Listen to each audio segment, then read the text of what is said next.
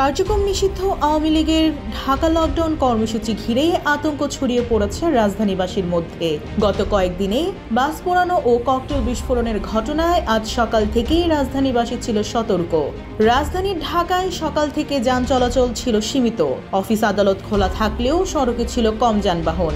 দুপুরের পর ধীরে ধীরে যান চলাচল কিছুটা বাড়লেও এখনো অনেকেই অপ্রয়োজনের বাইরে বের হচ্ছেন না। শিক্ষা প্রতিষ্ঠানগুলোতে উপস্থিতি ছিল খুবই কম।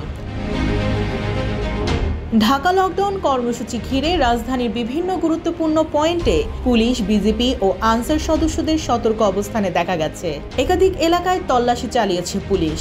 প্রশাসনের প্রাণকেন্দ্র সচিবালয়ে ছিল বাড়তি নিরাপত্তা। সকাল থেকে সচিবালয় 1 ও 2 নম্বর গেট ছাড়া অন্য সব প্রবেশপথ বন্ধ রাখা হয়। প্রবেশের সময় কঠোর পরিচয় যাচাই করা হয় এবং দর্শনার্থীদের প্রবেশ নিষেধ থাকে। জীবন অবাক না করলে কে করবে? 28% মিল্ক ফ্যাটের অবাক করার সাথে ফ্রেশ মিল্ক পাউডার। জীবন অবাক করুক প্রতিদিন। সচিবালয়ে কর্মকর্তা কর্মচারীদের উপস্থিতি ছিল তুলনামূলক স্বাভাবিক, তবে অনেকেই ব্যক্তিগত গাড়ি ব্যবহার না করে বিকল্প উপায়ে অফিসে এসেছেন। দূরপাল্লার বাস চলাচলেও ছিল প্রভাব। সকালে রাজধানী থেকে বাস চলাচল প্রায় বন্ধ ছিল। দুপুরের পর থেকে কিছুটা স্বাভাবিক হলেও গাবতলী, সায়দাবাদ ও মহাখালী টার্মিনাল থেকে সীমিত পরিসরে বাস ছাড়ে। অনেক পরিবহন মালিক অগ্নিসংযোগের আশঙ্কায় বাস রাস্তায় নামাননি, ফলে যাত্রীদের পড়তে হয়েছে ভোগান্তিতে।